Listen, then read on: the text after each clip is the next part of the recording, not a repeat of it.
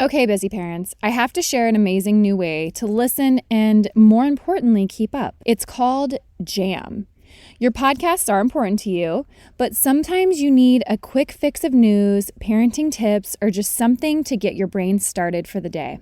Jam isn't an alternative to podcast, far from it.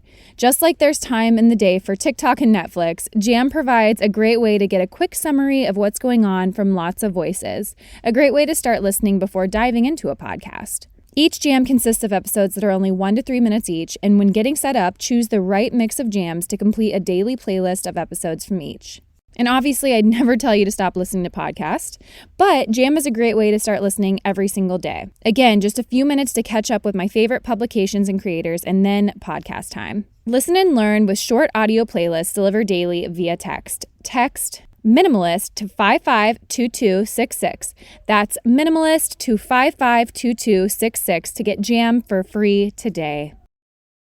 Better For You breakfast and dessert has landed. As a mom who prefers to start the day in a healthy way, I often find myself coming back to the same few foods on rotation. I typically don't mind this because I try to streamline as much as I can these days, including breakfast, but it's fun to mix it up every so often, and that's why I was excited to try Otherworld products. Meet healthy pancakes, waffles, and brownies that taste too good to be true. All of the chef-crafted, plant-based baking mixes are made with hidden fruits and veggies and no added sugar. Otherworld offers plant-based products with ingredient lists that include zucchini, dates, cauliflower, sweet potato, apple, and blueberries. No added sugar, no nuts, no soy, and no dairy make Otherworld products kid-friendly, but also delicious and nutritious for parents too. From now until December 31st, Otherworld is offering my listeners an exclusive discount of 25%. Head to eatotherworld.com and use my code MINIMALIST at checkout. That's code MINIMALIST at eatotherworld.com to get the best deal of the year.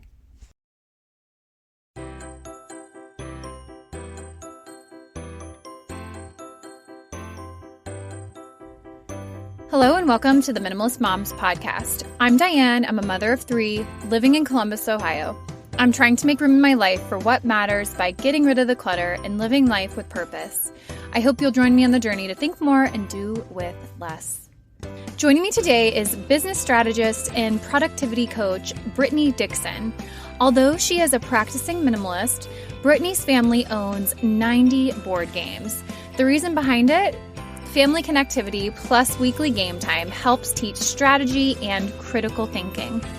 Her hope is that listeners walk away with light bulb moments that game night can actually teach tangible life lessons, plus a lot more about the practice of minimalism and tips she recommends from her own life.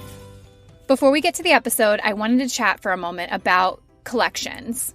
Brittany mentions in the episode that she owns 90 board games. I'll let her explain that to you. However, I knew it would make some eyebrows raise. Can you really be a minimalist and be a collector of something? I'll be honest with you. I have a collection of nativities that I display every Christmas. I collect nativities from all around the world, and it's one of my favorite things to display every holiday season, and I only have a handful of them at this point. I will likely put a limit on this. I don't want to store that all year long. And also, there's only so much space before it does become visual clutter. However, I love supporting artists around the world or finding a vintage nativity in an antique shop. I'm not suggesting that I do this perfectly or that the minimalist might not condemn me for this collection. However, I think that most of us probably fall somewhere in the middle when it comes to this concept, this hobby. Collecting. Keeping what you love is definitely the key to this question. Some people have a collection of items that they keep because they may use it someday. We hold on to things because we might use it someday, but what if that day never comes? Why are you continuing to hold on to it? And oftentimes people will realize that that day never comes because they prefer other things that they're using that replace that thing they'd been collecting. For example, you may collect dishware. But if you're finding that you don't display the dishware, you're not using the dishware, why are you keeping it? Are you someone that regularly hosts dinner parties? Maybe this collection isn't serving you and just taking up space in your home. If you're going to be a collector of something, display it, use it, don't create a museum of stuff in your home. That's what we're trying to avoid as minimalists. And I think if you're going to choose to have a collection of something, it's even more important to declutter your home so you don't have that abundance of visual clutter. I had a friend that collected comic books. He had boxes of them in his basement. He regularly went through some of them, but otherwise they were just this relic, this museum in his basement. Oddly enough, he realized how much money he was sitting on and recently has sold more than half of his collection and has been able to open his own storefront for the business that he owns. So I think that's pretty cool too. A final word to anyone that is a collector of something would be, is it going unnoticed? And if so, maybe it's time to reevaluate why you own these things. If you have any follow-up thoughts or questions about this topic, feel free to comment on the post on Instagram that I will make not long after this episode goes live. I'll also be linking a blog post from the Minimalist about why collecting is dangerous. I don't think that we see eye to eye with this one, but it's a curious read and just another perspective here when it comes to collection. So, without further ado, let's get into this conversation with Brittany Dixon to hear about her collection and why, in her family, it's a good thing. Brittany, thanks so much for joining me on the Minimalist Moms podcast. Thank you so much for having me. I'm super excited. Why don't you go ahead, introduce yourself to the listeners, and then I always ask if people consider themselves minimalists, which I think I know the answer here, but why don't you go ahead and take over? Yeah, for sure. So my name's Brittany Dixon. I'm actually the CEO of Brittany & Co. So I'm a productivity coach and business strategist and really practice minimalism in business and help business owners to streamline and simplify their business so that they can really get more done and make more impact in less time and really have the freedom that most people started their business for. So I've been doing that for about 4 years in that capacity. Prior to that, I organized houses. So the business was called Clutter Control. And that's kind of really when minimalism came into my life. I actually watched the documentary, the guys over in Dayton, the Minimalists, and it just really completely shifted my mindset on everything. And that's kind of when I was in career change and transition. So it just really came into my life at a really great point. So yes, I am a minimalist. My family, a little harder to get them on the boat, but definitely starting to, sprinkle some of that into their lives too. And how many kids did you say you have? Yeah, so I have twin girls. They are 9 at the time of this recording. So they're definitely the harder ones to get on board with the whole minimalism thing, but they definitely love the experience side of things. We've started doing that as far as gifts and that sort of things. But it's definitely a challenge with people that like their stuff for sure. I think that is the hardest thing. I get asked that all the time. How do you encourage your children? How do you encourage your spouse? How can I implement this here? And I just say, it really does start with our own possessions and our own things, and leading by example is really helpful. But there are also little tips and tricks that you can do here and there with kiddos. Do you have anything off the cuff that you would recommend? Yeah, I mean, I think it's just showing them how you're living, kind of like you just mentioned, and they can kind of see that stress is taken off of you. And it's something that they have to kind of build up to, right? So we have to just encourage that. So I would say just consistency and okay, if we're going to get some new stuff, let's get rid of some old stuff, that kind of thing. I've actually noticed the more I do that with them, the more that they do it on their own. And they're like, hey, Mom, we want to get some new books and we're going to get rid of these ones and donate these. So it's one of those things that you just have to kind of model that. And it's really hard because I feel like there's stuff coming in all the time, constantly. So I think it's just a lot of routines, which obviously I do in business, but I've got to do that stuff in life too. And it's a lot of just routines of clearing things out. And we have a basket right beside our front door. So anything that people leave or doesn't belong to us, or we need to donate or whatever that looks like. So everybody knows where that basket is, and anything that goes away goes in there. So it's just habits, routines, and really modeling things. And then I think they kind of see the effects of that and then just kind of want to build that into their lives. But I also tried it the other way where I kind of tried to force it, and that way does not work. I'm like, we have to get rid of things. Yeah. And it was a whole meltdown. And so it definitely has to be one of those things that's hiding vegetables in the dinner kind of thing where you bring that into their lives. But yeah, I think it's just day-to-day behavior really. Yeah. And I always suggest to have visual boundaries in kiddos' rooms. So it's you can bring what you want in here for the most part. Right. But once it starts to get filled, then we have to reevaluate and have a conversation. And it is hard. Just today at our homeschool group, the teacher gave all the kids at the very end this little Halloween goodie bag. Of course, it had the plastic things in it, which it's very hard to say no. And some women are much better than I am. Usually if I can know beforehand. I might like cut out or like, I don't know, with Right. the dentist, I'm like, hey, at the dentist afterwards, maybe we'll go get some other kind of fun treat, which maybe is bad after you go to the dentist, going to have ice cream.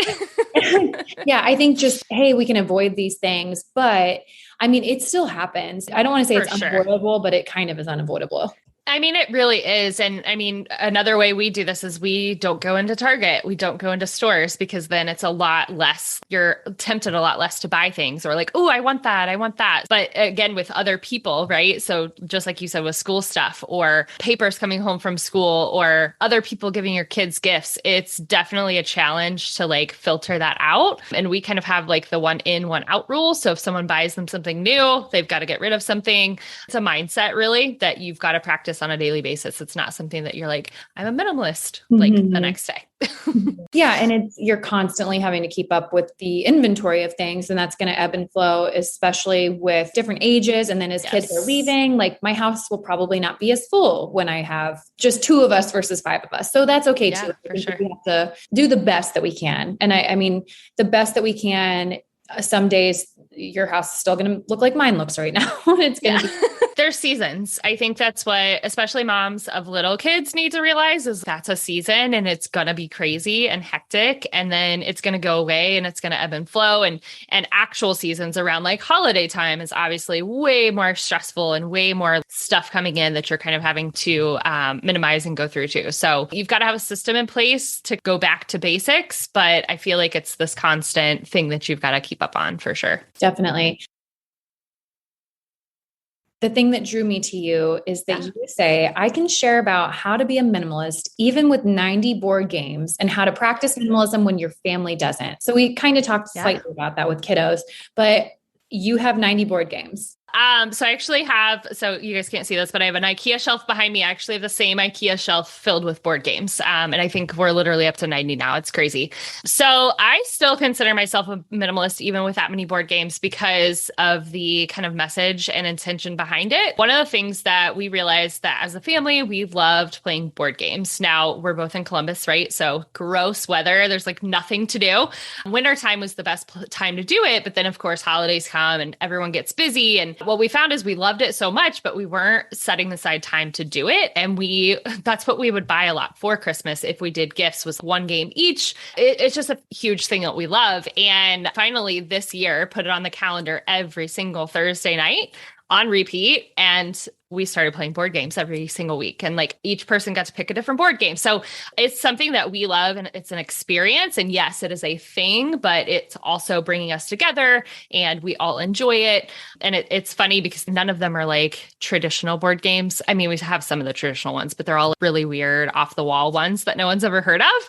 But it really just allows us to be more intentional with our time together and make sure we're spending time together instead of just getting stuck in the shuffle for sure.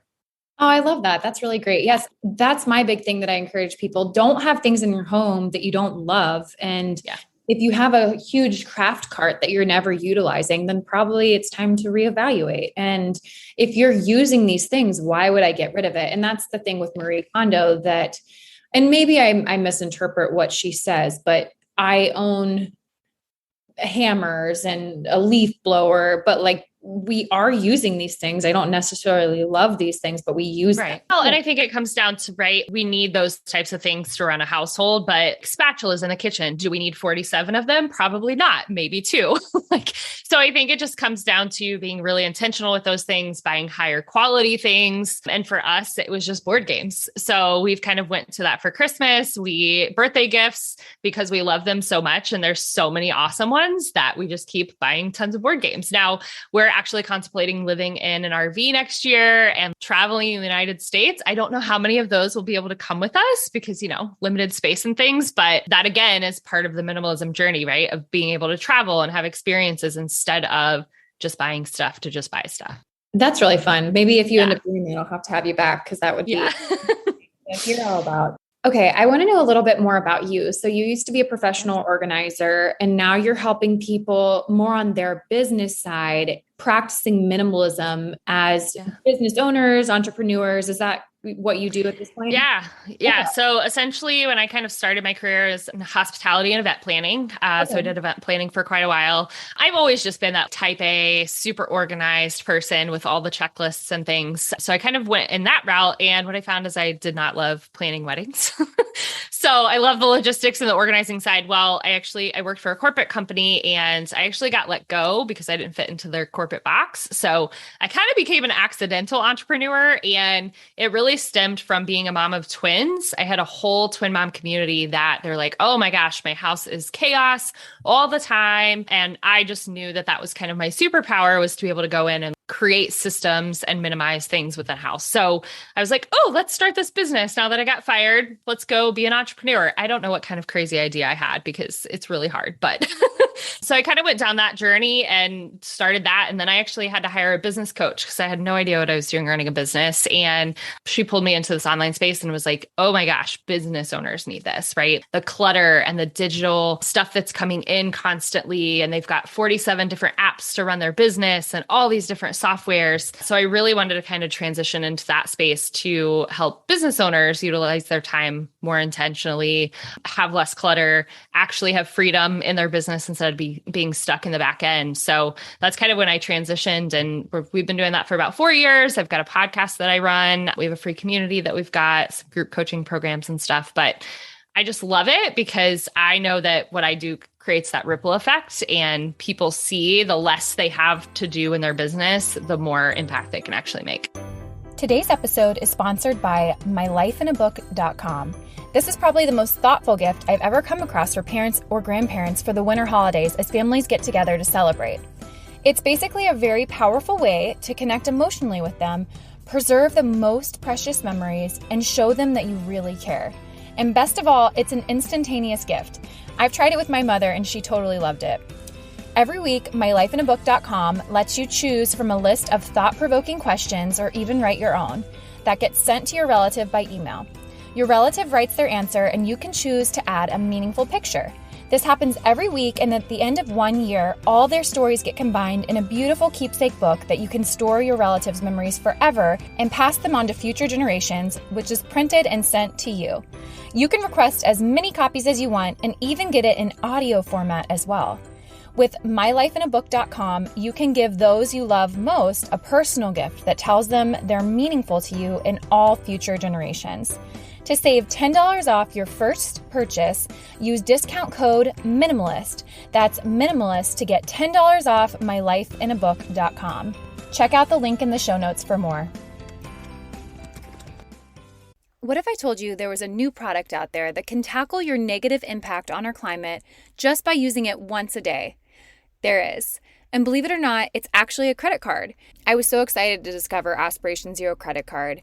So many of us care about the environment, we care about the climate, and we want to know what we can do to have a daily effect. But it can be daunting. That's why I love this credit card. And I'll tell you a little bit more about it.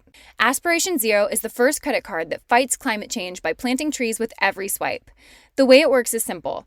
With an Aspiration Zero credit card, you plant 2 trees with every purchase you make, and 2 trees soak up about the same amount of carbon dioxide from the air as the average American puts out every day. And along with the reward of knowing that you've turned buying a latte into a way that you can do your part to save the planet, you get the other kind of green reward too. Cash. Unlimited 1% cash back on all your monthly purchases when you hit carbon zero for the month. Thanks to people like you, Aspirations made a huge impact. They've already planted 75 million trees. Make your dollars make a difference. Apply for the Aspiration Zero credit card today and earn a $300 welcome bonus after spending $3,000 in the first 90 days. Apply right now at aspiration.com/minimalist to go carbon neutral effortlessly and earn a $300 bonus. Go to aspiration.com/minimalist. The Aspiration Zero MasterCard is issued by Beneficial State Bank, pursuant to license by MasterCard International Incorporated. Good credit required. Terms and conditions apply.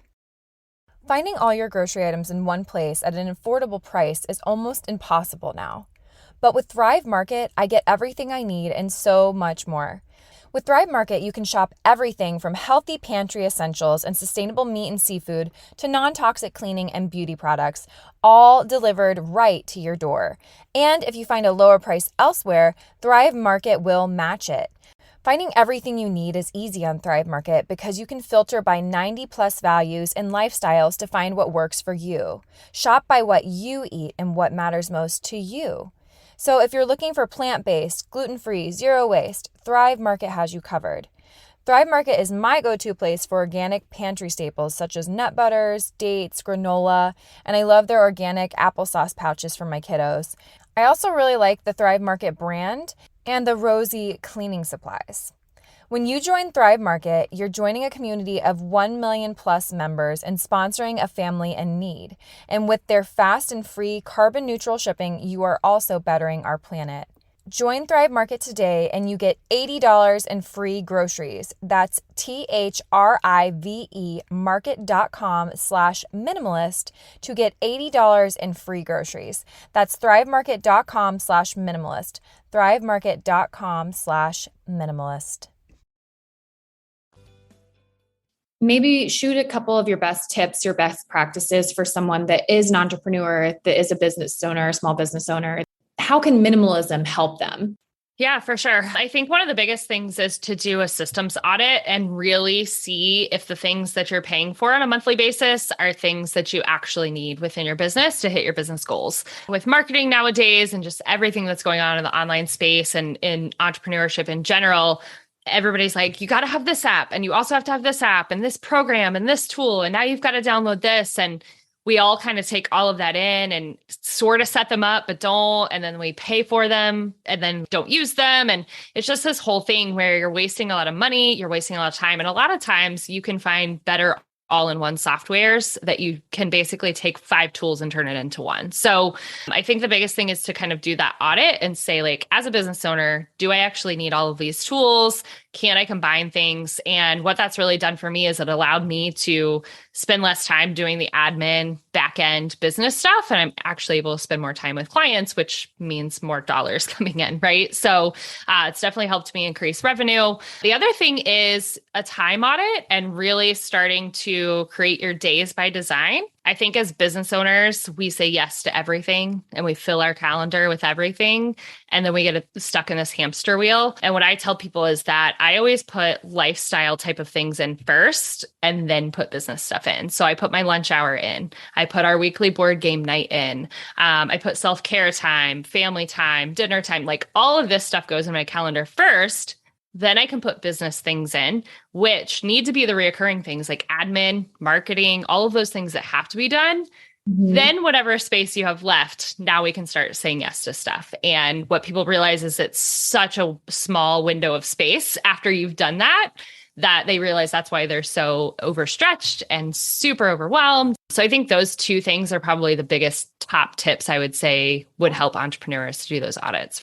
Oh my gosh, I needed you a couple of months ago when I said yes to all of these things, which I actually just talked about on last week's podcast about I'm the person that I am so pro boundaries and keeping space to yourself and all of this stuff. And then October, the month of yes. And I'm looking forward to this, as you said, the season here in Columbus where it's dark and I can just be cozy and just not think. I just want to not think. So anyways, that's a great tip. Do you have anything else that you really wanted to share and make sure we got to? When people think minimalism, I'm sure you've covered this, is that they think like white walls and no stuff in your house. And it's not that. It's really just being intentional with everything, being intentional with your time and your schedule, being intentional with putting family time on the calendar for board game night, being intentional that if you're going to buy gifts, buy things you love, not just stuff because you saw it at Target. We actually love consumable stuff too. So I buy a lot of wine and cheese. I'm a big wine and cheese person. And I buy a lot of stuff off Instagram that's consumable because I love having those experiences with people when we do dinners and stuff. So I think just thinking of minimalism a little bit differently and that it can translate to every area of your life, even your business, right? And that's the biggest thing, is that when you are thinking about less, you can actually engage more and have better experiences with people around you. So yeah, absolutely. This shirt right now that I'm wearing, I thrifted off someone on Instagram. And I feel like There are so many women that are doing this as a small business right now. I don't know if you're familiar with any of this, but there are women that will go thrifting and or they will start selling things for their friends and other people. And I just think it's a great way for sustainability, but also it's something that I do like clothes, and I am not nearly as trendy as I once was, but minimalism doesn't mean you're not going to buy things. Definitely not. Being intentional about this. And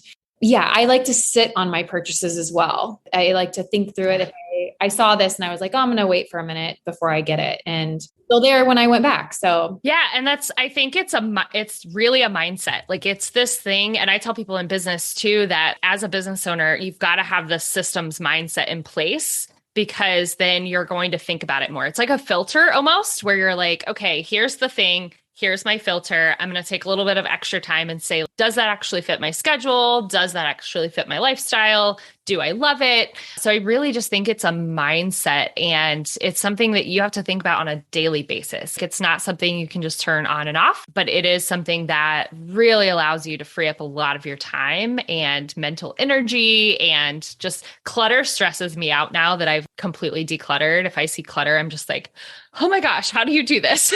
So yeah, it's a mindset and a lifestyle. And I think once you get there, you can't go back either. It's like you flip it on and it's really hard to turn it off. Yes. I had an episode with my previous co-host a while ago, and it was when minimalism is debilitating. And it was mostly focused on me, the episode, because I felt like at the time I was like, oh, there are too many decisions. I have decision fatigue all the time, so I'm not going to make any decisions. And that also doesn't work either. Or we can take it to the extreme. And I think as moms, we have to figure out how to obviously have balance and live somewhere in the middle. And so even with minimalism, I think that we have to be realistic about what it looks like for us. Yeah, for sure. Like somebody that's a minimalist might not have 90 board games because that's not their jam, right? It's what you love. It's the things that you love. Those are the things that you can bring into your house, the things that bring you joy, Marie Kondo. And I just kind of took that whole thing and put it into businesses as well, because I just saw so many business owners stressed and overwhelmed by the clutter of the back end of their business that I knew I could just take that into that side of the business as well. And I love it. And I could do it on a daily basis. I love doing like systems audits, time audits, going in and really just decluttering businesses, because I think it helps so many people be able to make a bigger impact. Absolutely. All right. Well, Brittany, where can listeners find you online if they want to connect with you? Absolutely. Our main website is bcohq.co. And then our Instagram's probably where we hang out the most. It's brittanyandco.consulting is our handle over there. Then we have our free productivity pod community as well. We do like an office hours and happy hour and stuff for business owners to connect and network. That's the productivitypodcommunity.co as well. And you're local to Columbus. I do have a lot of Columbus listeners. So are you working virtually or just in Columbus? No, I'm virtual. I actually have students and clients all over the world, which is crazy. My team, nobody here is local either. So, the wonderful world of the internet that allows you to reach everybody. But I love going to like local stuff. So any of your listeners that want to have coffee, I'm down. Great. Well, Brittany, thank you for coming on and talking about minimalism today. We kind of feel like this was just a natural conversation with someone. So I love it when it works out that way. For sure. Thank you so much for having me. This is great. What did you think of the episode? If you enjoyed this conversation, I want to encourage you to leave a rating and review if you haven't done so yet. Leaving a rating and review is the best way you can help this podcast continue to succeed and grow. Again, thank you to everyone who supports the Minimalist Moms by listening, leaving those rating and reviews, or following along on social media at Minimalist Moms Podcast. As always, I invite you to keep the conversation going at minimalistmomspodcast.com, and there you can find links to the Instagram account, my Facebook page, and where you can find me all around the web. Thank you for joining up on this journey. I wish you a lovely week as you think more and do with less.